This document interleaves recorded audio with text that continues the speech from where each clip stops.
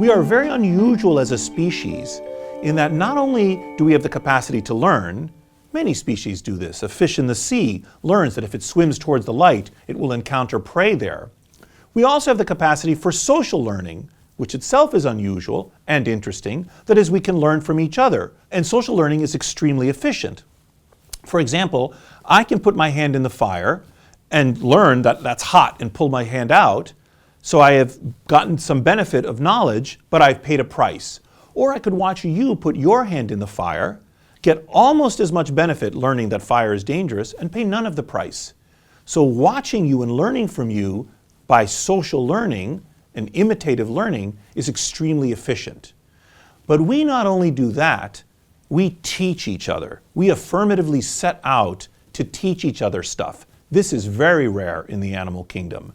In fact, this aspect of our species lies at the core of our capacity for culture, which is the capacity to transmit knowledge across place and time. So we carry with us the benefits of all the innovations and all the learning that have been done by all prior members of the human species, carried forward unto this day. And when we learn something new, we transmit it laterally to other people. This fundamental quality of teaching also actually has political implications.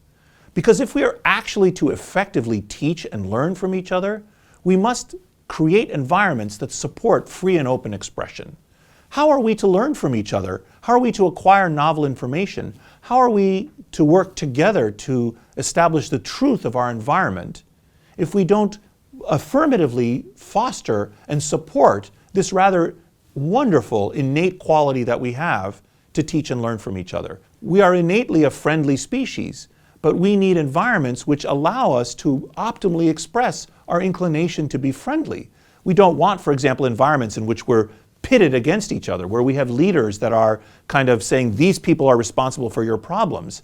We want environments which say we can be united in our common humanity. And analogously, we want environments which are supportive and conducive to teaching and learning. We want to create environments in which we maximize the flow and the spread of information. Some of the most foundational liberties that we have that are encapsulated in the Bill of Rights by some kind of implicit or deliberate insight by the Founding Fathers actually speak to these fundamental qualities that we evolved to have. For example, the freedom of assembly is enshrined in constitutions around the world, including ours. The freedom of speech is enshrined in our Constitution and many others as well. These are innate desires that we have to talk to and learn from each other, to assemble and connect with each other. And they are seen as fundamental political principles and have been since our founding.